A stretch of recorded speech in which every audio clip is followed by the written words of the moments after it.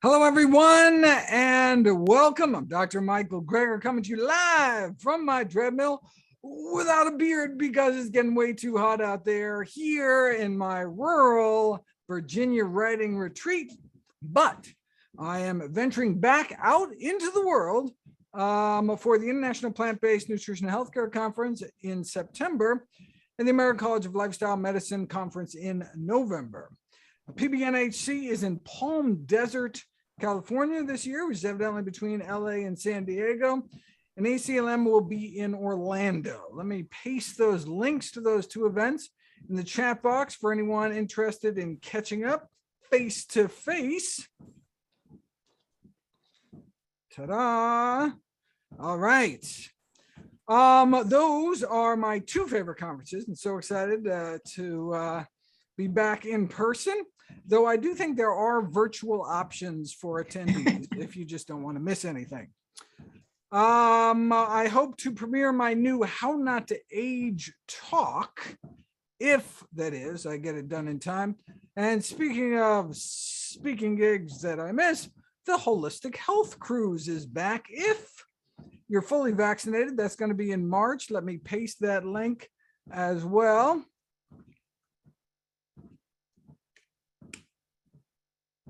All right. I hope to see you in the jacuzzi.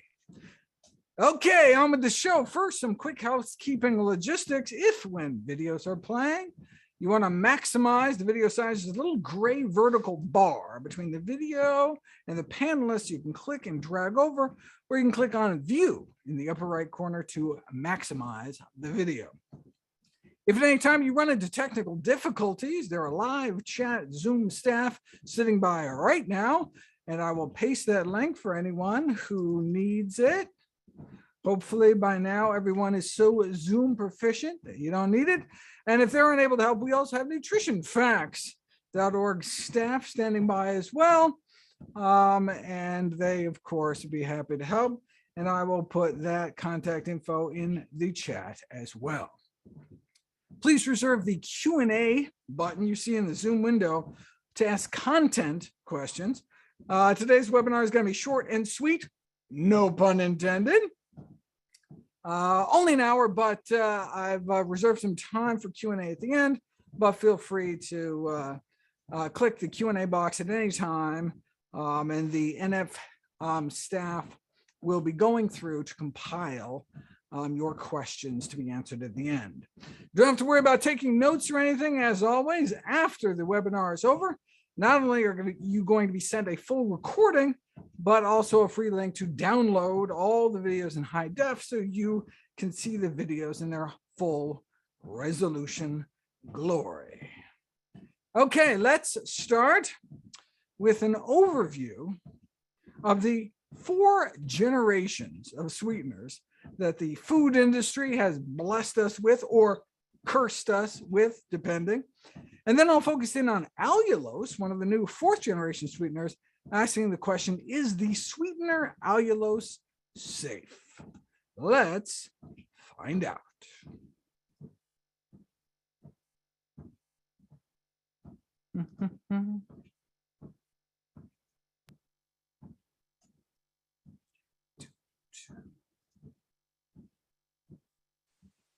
First, there was sugar and high fructose corn syrup, the original industrial sweeteners.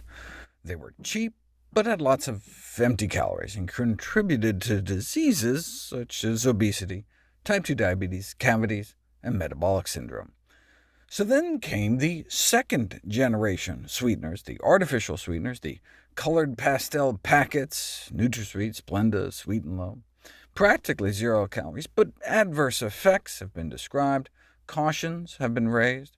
For example, artificial sweeteners were found to induce glucose intolerance by altering the gut microbiome, thereby producing the counterintuitive effect of inducing metabolic derangements. They also taste kind of funny. Enter the 3rd generation sweeteners, sugar alcohols, such as sorbitol, xylitol, and erythritol. Low-calorie sweeteners, however, their laxative effects can create difficulties, which brings us to rare sugars like allulose, which are natural sweeteners with low or 0 calories and a sugar-like taste.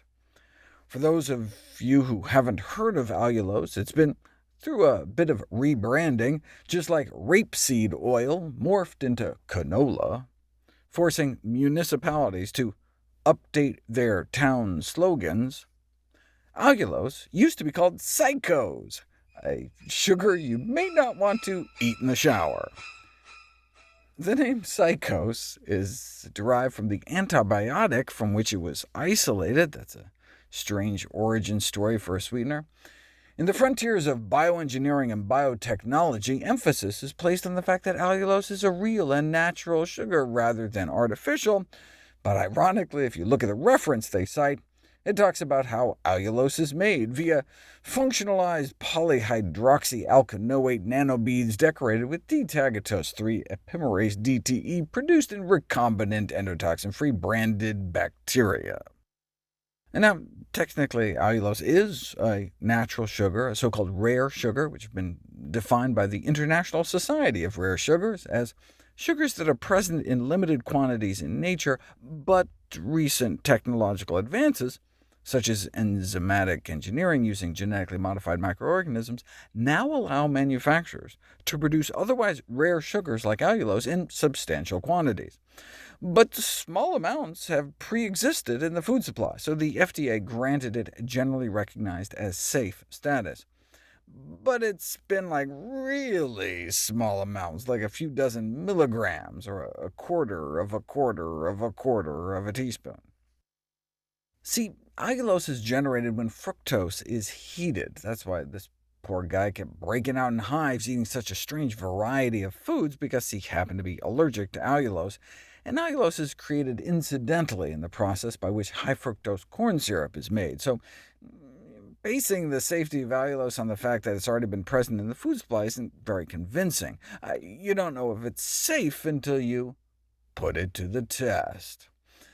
Unlike table sugar, allulose is safe for the teeth, isn't apparently metabolized by cavity-causing bacteria to make acid and build up plaque. It doesn't raise blood sugars, even in diabetics. It can be labeled as having 0 calories, though technically it may have like 1.5 calories per teaspoon, similar to what you see with erythritol. Also like erythritol, it's only about 70% as sweet as table sugar, but has almost the same taste, performance, and texture as regular sugar. Are there any toxicities? Allulose is considered a relatively non-toxic sugar. What does that mean? Well, in pets, we know a sweetener called xylitol can be extremely dangerous in dogs. As little as a half teaspoon in a 30-pound dog can be life-threatening, whereas a similar dose of allulose apparently wouldn't be a problem, though like over a half cup at a time could make them sick. This was a single-dose study, though. The long-term safety of allulose was tested over a period of a few months and didn't seem to cause any harmful effects at a dose of about 1.5 teaspoons a day for healthy 30-pound dogs. In fact, their cholesterol actually went down, leading the investigators to suggest clinical studies to see if it's something vets should start prescribing for overweight pooches. What about in people? When the dose of allulose was gradually increased to identify the maximum single dose for occasional ingestion, no cases of severe gastrointestinal symptoms were noted until a dose of 0.4 grams per kilogram of body weight was reached, which could be about 7 teaspoons, with severe symptoms of diarrhea noted once you get up around 9 teaspoons. And you say, who could eat that much sugar at a time anyway? A single can of Coke has 10 teaspoons, and a bottle of Mountain Dew has nearly twice that. So allulose is clearly not suitable as a standalone sweetener for sugary beverages. In terms of a daily upper limit given in smaller doses throughout the day, once you hit around 17 teaspoons a day, depending on your weight, people start getting severe nausea, abdominal pain, headache, diarrhea, so people should probably stay under single doses of about 7 teaspoons, and not exceed around 15 for the whole day. The average American may be getting 17 teaspoons of added sugar a day, so it's certainly not something the food industry can completely switch over to. In this way, allulose is close to xylitol in terms of maximal single dose, whereas the average weight man in the U.S. could get away with 14 teaspoons of erythritol at a time, and the average woman 15 teaspoons. Still not enough to sweeten a bottle of Coke, but offers a little more leeway for sweetening tea or sprinkling on a grapefruit or something. Allulose is claimed to provide health benefits, though, compared to erythritol. Fourth-generation sweeteners like allulose are said to have an advantage— additional functions. We'll find out if that's true next.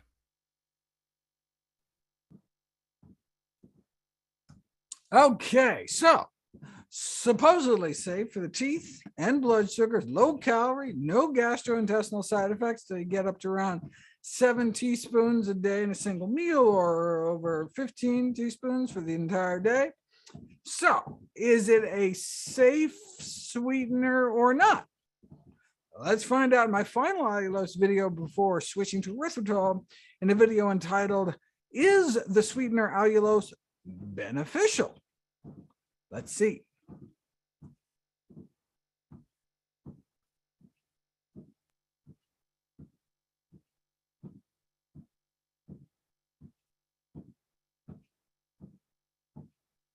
Allulose is a kind of low-calorie sugar naturally existing in very small quantities, but now industrially produced as a commercial sweetener, said to have advantages that make it comparable to erythritol as a sugar substitute. It's said to have anti-diabetic effects, but this was in obese mice.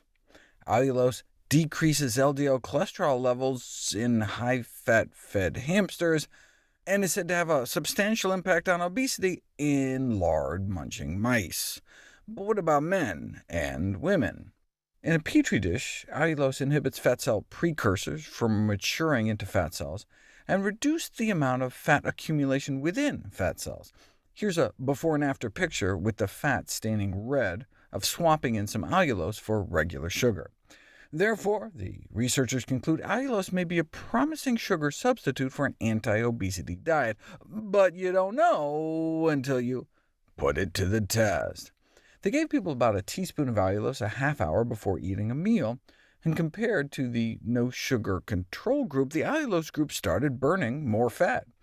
The researchers concluded that allulose enhances after-a-meal fat burning, indicating that it could be a novel sweetener to control and maintain healthy body weight through enhanced energy metabolism.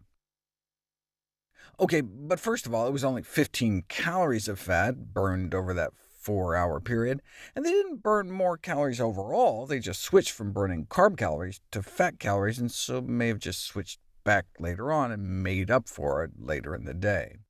You can't just look at one meal. You need to track people's actual weight over time, and here we go.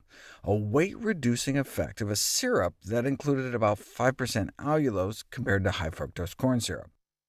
The results show significant decreases in body weight, body fat, and waist circumference, but it was some proprietary syrup mixture, and look, anything would look good against high-fructose corn syrup. This is the study I've been looking for, evaluating the effect of allulose for fat mass reduction in humans. Over 100 individuals randomized to a placebo control, sucralose, or a teaspoon of allulose twice a day, or 1 3/4 teaspoons twice a day, and despite no change in physical activity or calorie consumption between the two groups, body fat was significantly decreased following allulose supplementation. They even took CT scans so they could tell where the fat was disappearing from. Now, the drop in body fat was only about 2 pounds over 12 weeks, and the drop in abdominal fat in the higher dose group was almost totally a drop in subcutaneous fat, the flabby superficial fat, not the dangerous visceral fat deeper down that really matters for health. But still, body fat loss despite no change in calorie intake, similar to what was seen in the mice, but the hamster effect did not materialize— no significant change in LDL cholesterol in either of the allulose groups. What about the purported anti-diabetes effects? If you have people chug a beverage with up to about 2 teaspoons of allulose alone, previously known as psychos, or with a big load of rapidly digesting carbs, the allulose alone has predictably no influence on blood glucose or insulin concentrations, yet when you consume allulose along with the refined carbs, there is actually a suppression of the elevation of blood sugar and insulin, and by a significant amount, a 30% drop in blood sugar and insulin levels over a 2-hour period. We think it's because the presence of allulose impairs the absorption of sugar through the intestinal lining, because they all might be competing for the same sugar transporter. Yeah, but who's chugging maltodextrin? What about just like a regular meal? And here we go. And in borderline diabetics who could use some blood sugar spike suppression, a randomized, double-blind, placebo-controlled crossover experiment to see what drinking 1¼ teaspoon of allulose in a cup of tea with a meal would do. And indeed, a significant drop, though only about 15%. You can see how they tried to exaggerate the y-axis. They also did a second experiment, randomized people to a little over a teaspoon of allulose 3 times a day with meals for 12 weeks. Nice to see there didn't appear to be any adverse side effects, but they also didn't find any weight loss effects, in contrast with that other study. So the body fat data is mixed, and so too is the sugar data. This study found no effects of allulose on blood sugars in healthy participants, though a similar study on diabetics did. A systematic review and meta-analyses of all such controlled feeding trials suggest that the acute benefits on blood sugars was of borderline significance, and it's unclear whether or not this alone could translate into meaningful improvements in blood sugar control over time. So maybe it's not enough to just add allulose. You might actually have to also cut out the junk. Although ability to suppress blood sugar responses is one of the most well-studied aspects of allulose, I do just want to cover one last angle: the fact that allulose extends the lifespan of a tiny roundworm called C. elegans through a dietary restriction mechanism, even though they ate the same amount of food. 2 months in, just a few percent of the control group were still alive, whereas twice as many in the low allulose group, and about 25% still around in the higher allulose group. We think it worked boosting the expression and activities of antioxidant enzymes in the body, extending lifespan by mopping up free radicals. But who cares about the survival curves of worms? Well, C. elegans is a well-studied model of aging and longevity, but mostly just for convenience sake, but does share most of the longevity genes or pathways we're interested in. It'd be nice to see experiments on at least human cells. And here we go. The effect of allulose on free radicals and oxidative stress in human coronary artery endothelial cells, the cells that line the inside of our arteries. Add a bunch of sugar, and free radical levels shoot up, but add the same amount of sugar along with some allulose, and it's as if you never even added the sugar. And this then translates to inhibiting the expression of an inflammatory marker that plays a role in the buildup of atherosclerotic plaque. However, it's still too early to draw conclusions about the clinical relevance of these data. To conclude, are these rare sugars like allulose healthy alternatives for traditional sweeteners? Well, considering the variety of potentially beneficial effects of allulose without known disadvantages from metabolic and toxicological studies, allulose may currently be the most promising rare sugar. But how much is that saying? We just don't have a lot of good human data. As a result of the absence of these studies, it may be too early to recommend rare sugars for human consumption. OK, that was a bit of a roller coaster of a video, covering lots of different studies. There is some promising preclinical data, and what that means is like on microscopic worms and cells in a petri dish. But in terms of clinical studies, studies on actual people, there was mixed data on the body fat and blood sugars.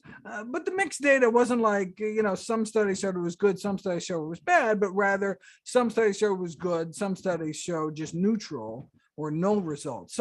So far, the data is generally in a positive direction, but I agree with that final review that I showed that suggests, it's just not ready for prime time.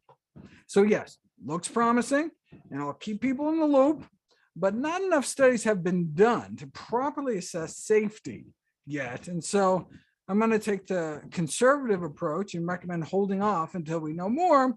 But of course, as much as I or anyone else on the planet knows right now at this point. I covered every study that was relevant, and so you can make up your own mind. It's not something in my household. There was one sweetener that I suggested seemed harmless, and even included it in one of my recipes for a sugar-free cranberry cocktail. Anything to get people to eat cranberries. I don't know if you remember my pink juice with green foam video I did like 11 years ago now. So is it still relatively okay? Let's find out.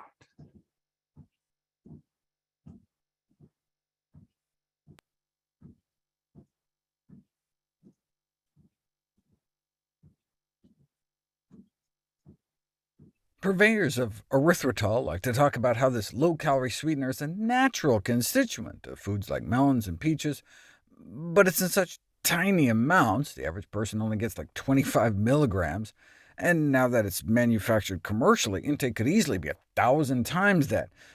I've done a few videos about it. What's the update?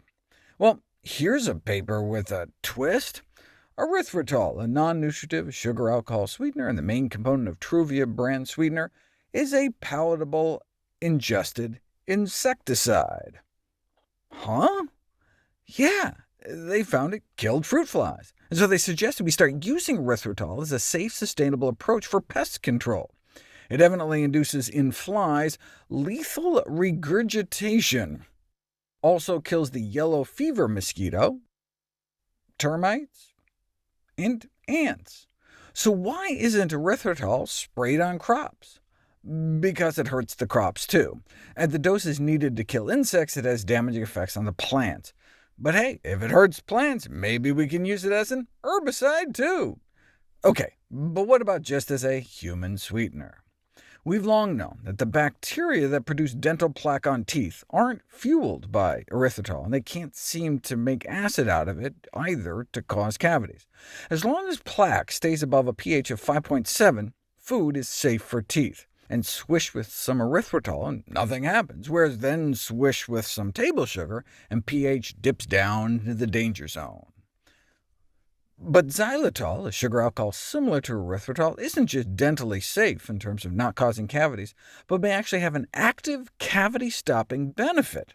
See, dental cavities are reversible if detected and treated sufficiently early.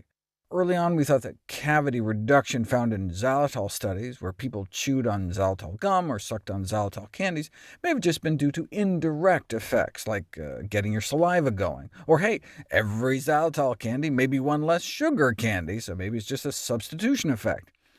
Can you imagine how you might design a study to test if there were direct xylitol effects?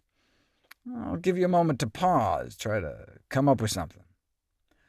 How about secretly randomizing people to use xylitol-containing toothpaste? And indeed, boom, a reduction in tooth decay compared to the control toothpaste without the xylitol. So xylitol really does seem to have cavity-reducing effects. What about erythritol, then? All studies strongly support the idea of erythritol as being cavity-reducing too, perhaps even more so than xylitol.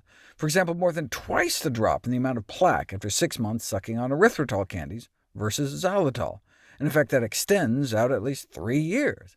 Yeah, but did that actually translate into fewer cavities? We have all these studies pointing in that direction. However, no long-term human cavity trials on erythritol have been completed.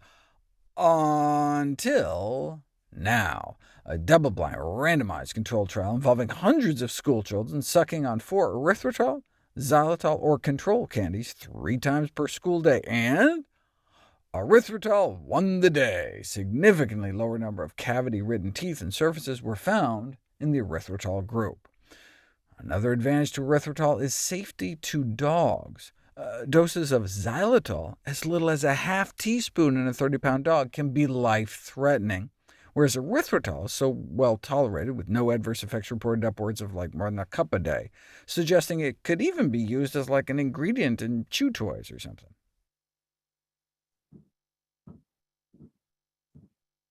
OK, so not just neutral, but beneficial for dental health.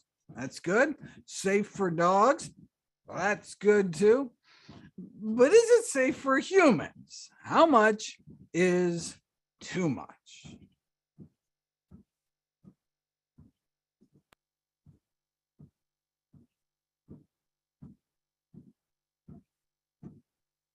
Erythritol is a sugar alcohol naturally found in small quantities in certain fruits and vegetables, now produced in mass quantities commercially for use as a sweetener.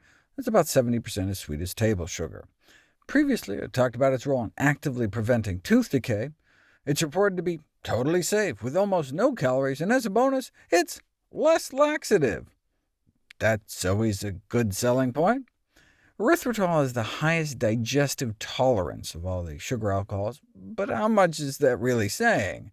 I've talked about the case report of the air stewardess with puzzling diarrhea, found to be not so puzzling given how much sorbitol-containing sugar-free gum she was chewing. Sorbitol has also been implicated in Halloween diarrhea, where people eat one too many sugar-free candies. Erythritol, however, is said to be well tolerated, even up to 80 grams if it's spread out throughout the day, which is like 19 teaspoons, or the sugar equivalent of what you find in like a 20-ounce bottle of Mountain Dew. In terms of a single dose, though, the average weight man in the U.S. could get away with 14 teaspoons of erythritol at a time, and the average weight woman 15 teaspoons. Children do not appear to be more sensitive on a per-weight basis, but basically they're so much lighter, the maximum dose would be more like 3 or 4 teaspoons at a time. Since above that, you start seeing diarrhea and/or severe gastrointestinal symptoms. And while adults may get away with downing like a quarter cup at a time, that's based on when they started having the runs. If you don't want to have any symptoms, you'd want to stick to under about 3 tablespoons at a time, since once you hit 4, it can make you nauseated and give you borborygmi, a fancy medical term for rumbling in your tummy. Erythritol is also purported to have antioxidant properties. I did a video about the paper that first discovered it, but that was just demonstrating it in a test tube. Does it actually make a difference? Erythritol appears to have endothelial protective effects, meaning protecting the cells that line our arteries. Under normal blood sugar conditions, little effect, but stress them out in a petri dish with high blood sugars, and erythritol protected human endothelial cells.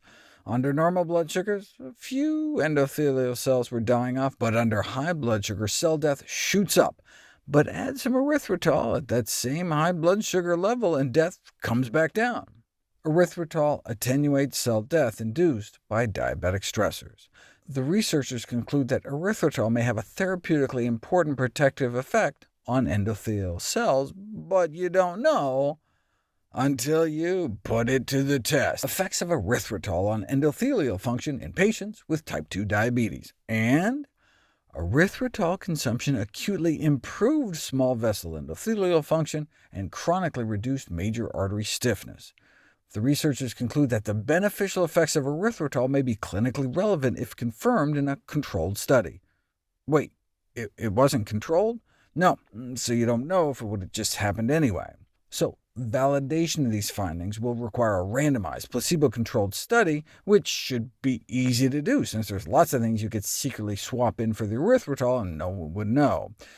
Hasn't been done yet, but things were looking pretty good for erythritol. And then erythritol is associated with body fat gain in young adults? What? Erythritol is a predictive biomarker for metabolic dysfunction? Significantly associated with getting diabetes? Significantly associated with getting coronary heart disease? What is going on? We will find out next. You can imagine, when this video goes live on NutritionFacts.org, the comments are going to be going crazy, all caps, complaining about the cliffhanger, but not a problem for you, because you're going to watch the thrilling conclusion right now.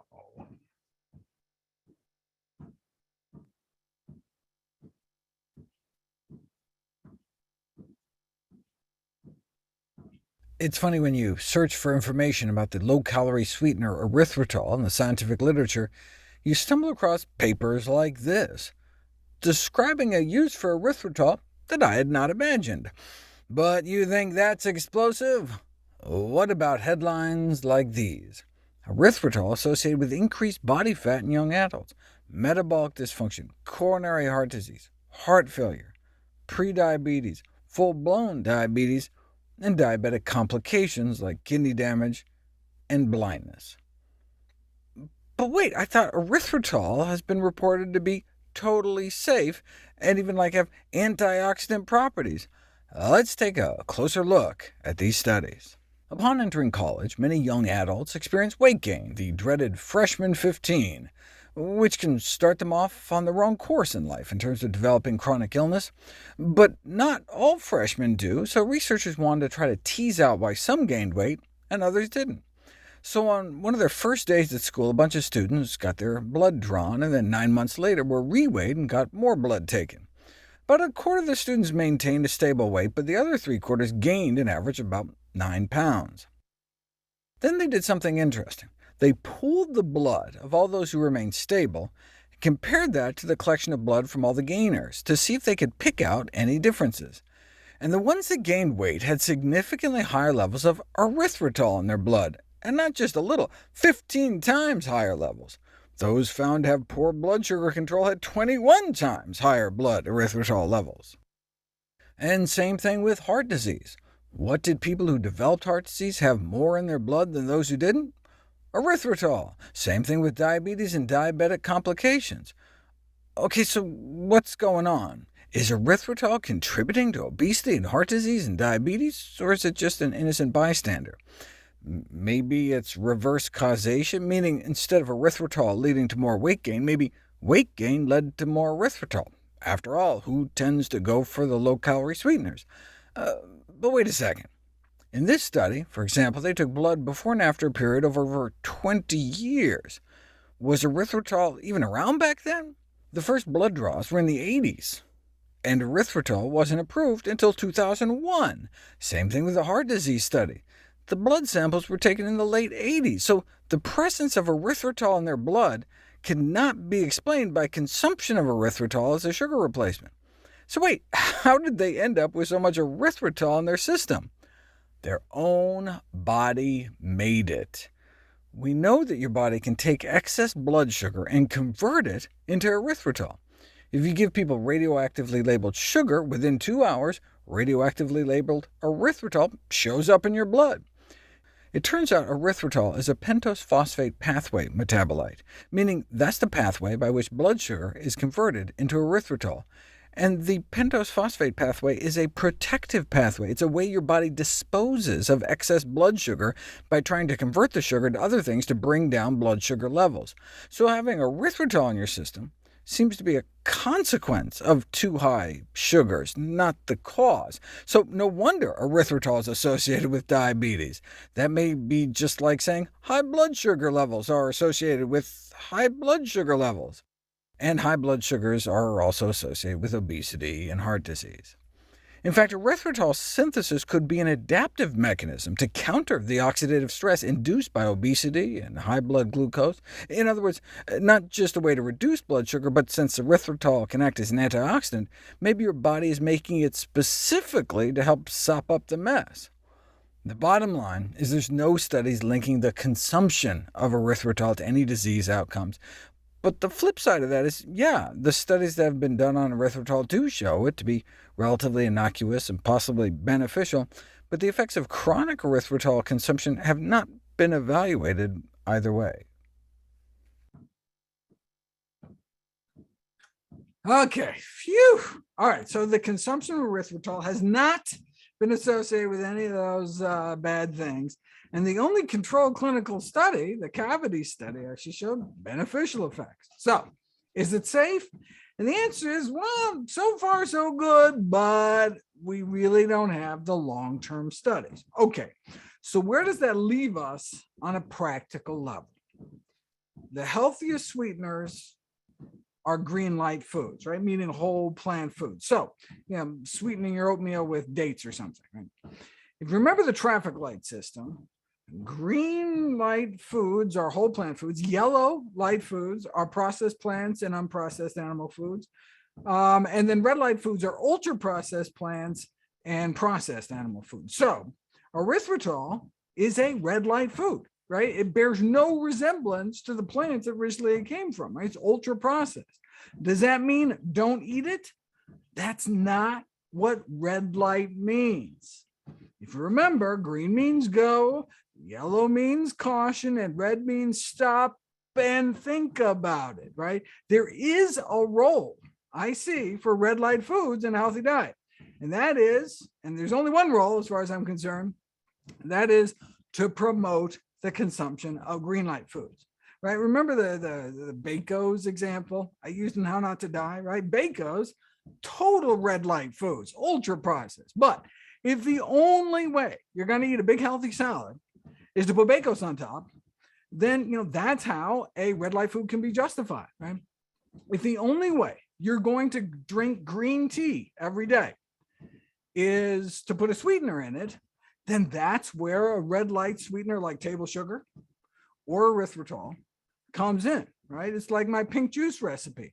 The only way you're going to eat cranberries is with a sweetener, then, there you go. Now, what I do is, well, at least during the wintertime when I eat hot oatmeal, is I throw a handful of frozen frozen cranberries into my hot oatmeal, which is filled with so many fresh berries or dried fruit or sweet potato sweetened granola, that I can totally take the tang of those cranberries, right? But that's really the healthiest way to do it. All right. So I'm sure that brought up lots of questions. Let's do some Q&A. Let me just give Nutrition Facts staff 5 minutes to compile the most commonly asked questions, and then I will be right back.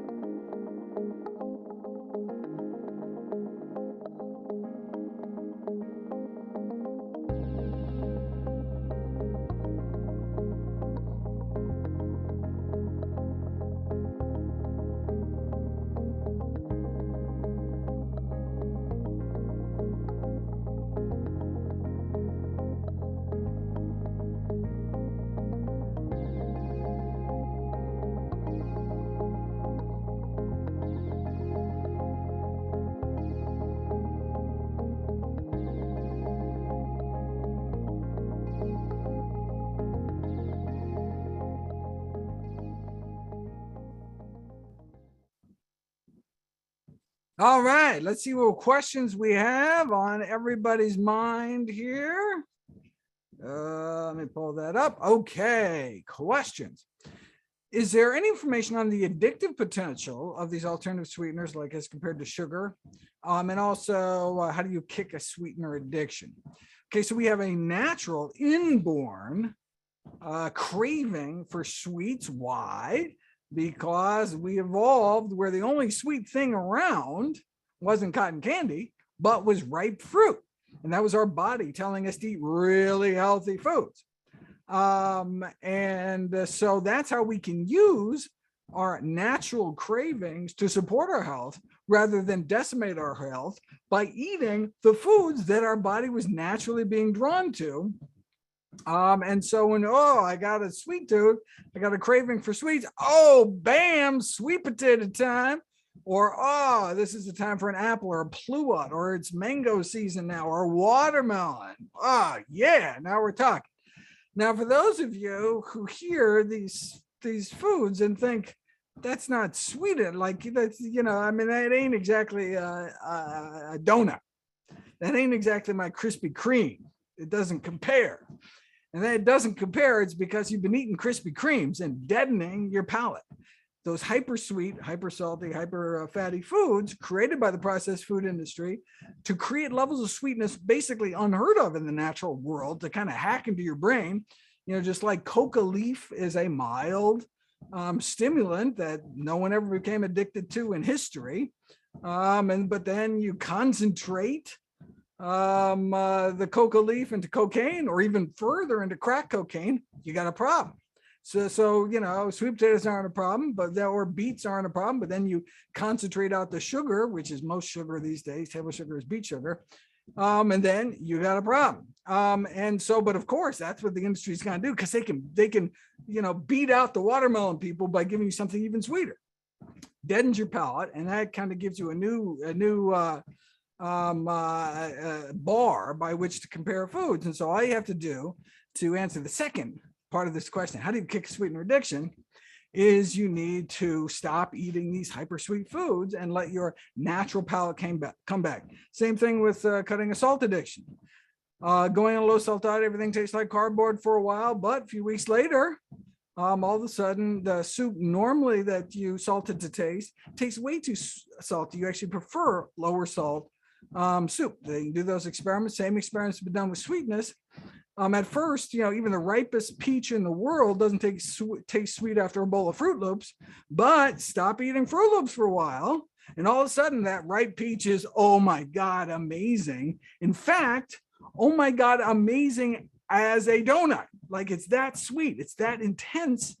Unless, of course, you then go back to eating donuts, and then all of a sudden the peach is like, yeah, it's kind of sour. So you don't have to. It's not looking forward to this life of deprivation. Oh, I can't eat low salt diet my whole life. Forget it. Screw it. I'll just have a stroke. I know sugar's bad for me, but I don't like, I like that sweet taste. Well, you can have the best of both worlds, but it just takes a few weeks. Modify your palate. Works for fatty foods too. And then all of a sudden you get the best of both worlds. You're eating corn on the cob, no butter, no salt. It's delicious. It's amazing, like literally amazing. Not just like, believe me, it works. Go for the whole foods the way nature intended. Okay, next question. Do sugar alcohols like erythritol affect the progression of Crohn's disease? Not that I know of. I didn't run across anything on inflammatory bowel and erythritol. Next, are xylitol and erythritol toxic to the liver? Again, nope, not that I could see. Of course, we're talking about human livers. Xylitol is very toxic to doggies. And you say, okay, I won't feed this to my dog. But even having a bag around, what if you spill it on the floor and the dog licks it up? Very serious. So be very, very careful. In fact, if you have dogs in the house, I would not recommend xylitol at all, but I wouldn't recommend xylitol anyway, because there's better choices like erythritol, which is non-toxic to pooches. Okay, are there any causal links between erythritol and allulose to depressive symptoms? What effects can these sweeteners have on mental health? We have no idea. No studies have been done either way. Is allulose better for blood sugar and triglycerides than blended dates or date sugar, which isn't sugar? It's actually just dried pulverized dates. So it's a whole food, green light sweetener that I like to bake with. Okay, so is allulose better? Okay, so allulose would have effectively no effect on blood sugar or triglycerides compared to dates with its natural sugars would. It's still healthier to eat the dates because it actually has some nutrition, whereas allulose, but of course has calories too. So, the draw for something like allulose or erythritol, you're trying to get that sweetness without the calories, but you're also getting it without any nutrition and questionable long-term safety. Okay, would erythritol toothpaste help improve dental health and suppress plaque or tooth decay? We certainly would expect it to, because xylitol toothpaste works, and erythritol candies work better than xylitol candies. So although it's never been put to the test, we can make a prediction that erythritol toothpaste, if it existed, but I guess you can make your own toothpaste, DIY toothpaste, would presumably help reduce cavities more than non-erythritol toothpaste.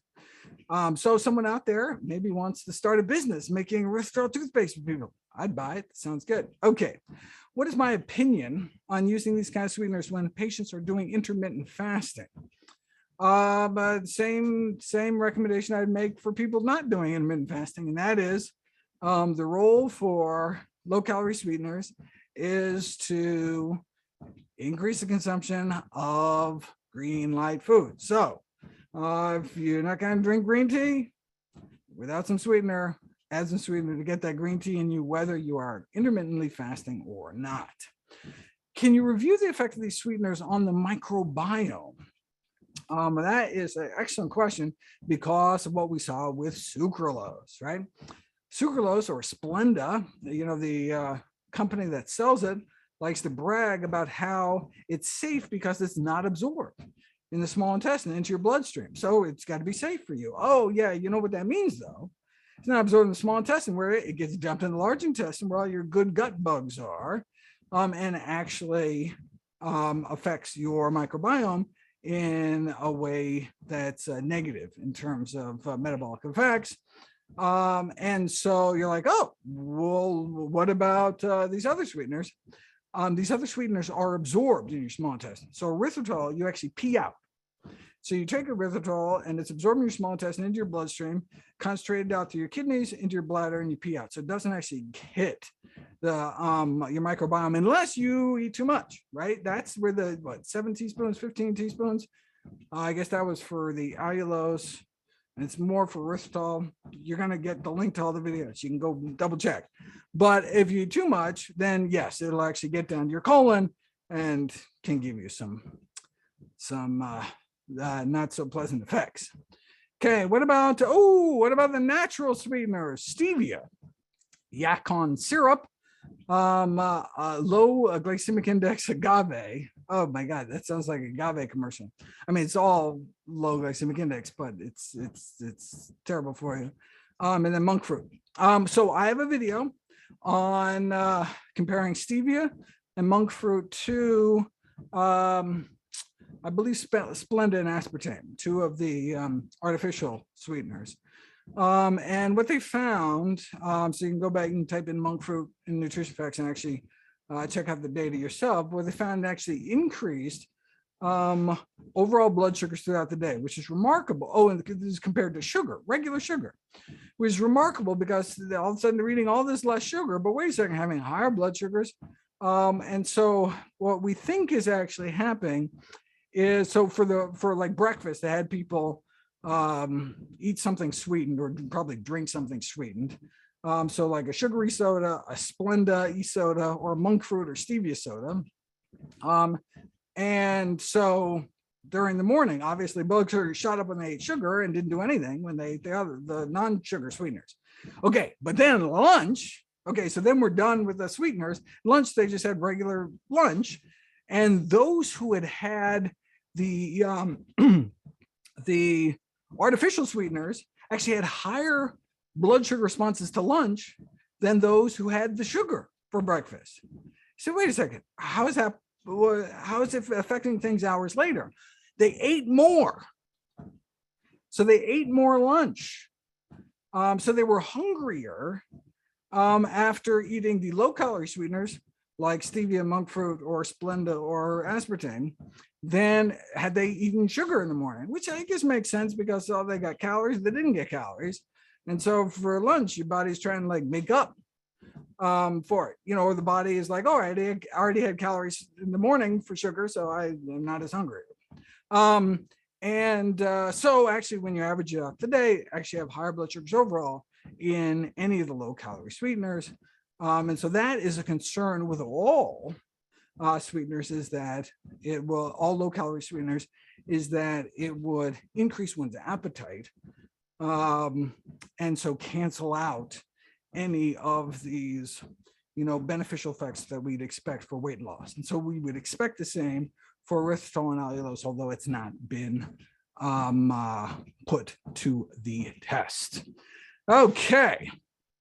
Next one is, how about raw local honey, pure dark maple syrup? That sounds delicious. Dates as sweetener for cooking and baking, since they all provide nutritional benefits. Not really. Dates provide nutritional benefits.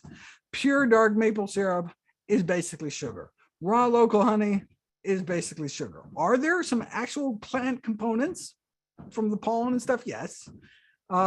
Is there some maple components from the tree? Yes, but it's basically almost all sugar. Whereas dates actually have lots of fiber. It's a whole food, and actually has lots of polyphenols, etc. So I would recommend, if you are, for cooking and baking, dates either as a date syrup, which again, whole food. I don't know if the date syrup you buy in the grocery store is a whole food, but like the date syrup that I have in my How Not to Die cookbook, that's whole food. It's basically blended dates and water, right? Maybe a little lemon juice or something. I'd have to go back and look, but that's whole food. But the date sugar on the market is indeed not extracted sugar, but just dried pulverized dates, and works excellent for baking. Or you can just blend up. I yesterday had an amazing black bean brownie recipe, and that's just actually uses, because it's nice and moist, just uses regular dates.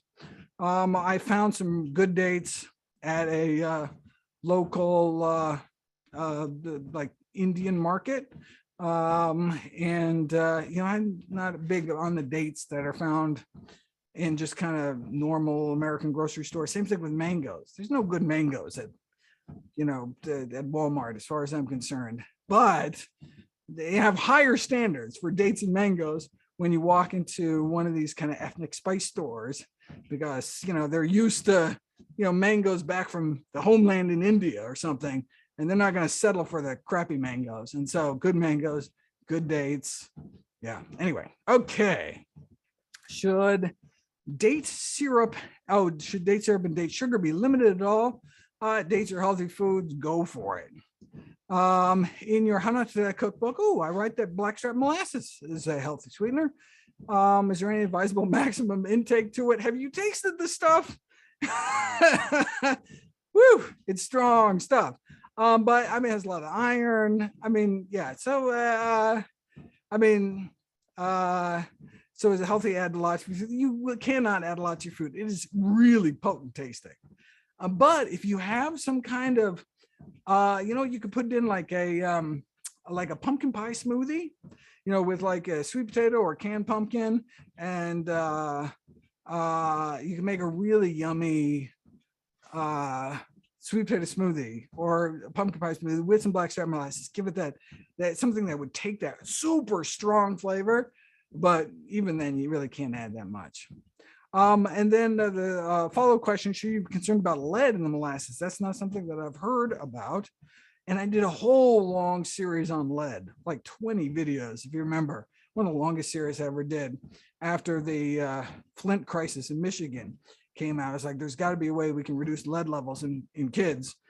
So I went through this whole thing. And I'm sure if molasses was a significant source of lead, I would have picked it up, unless it's some new phenomenon that they just figured out about. It's not something that I have run across. All right. What one sweetener do I recommend? Okay, well, it's green light foods. That should be our sweetener. So I think I think I shared my granola recipe. It's like during summertime. That's what I aim for breakfast these days. Is Instant Pot some buckwheat, like a cup of buckwheat, 2 cups of water, 5 minutes in the Instant Pot, done. And then you microwave, and while that's going, you microwave a sweet potato, and then mush the two together with like a potato masher. And so the sweet potatoes where the sweetness is coming from, and then put a whole bunch of thick rolled oats in, mix it up, and some pumpkin spice spice powder or cinnamon or whatever spices you like, and then bake it at really low temperature for a really long time. I do 250 degrees for 2 hours. It gets nice and crispy and delicious. And so it's sweet from this. So it's a sweet potato, sweetened granola, and then you put some fresh berries on top.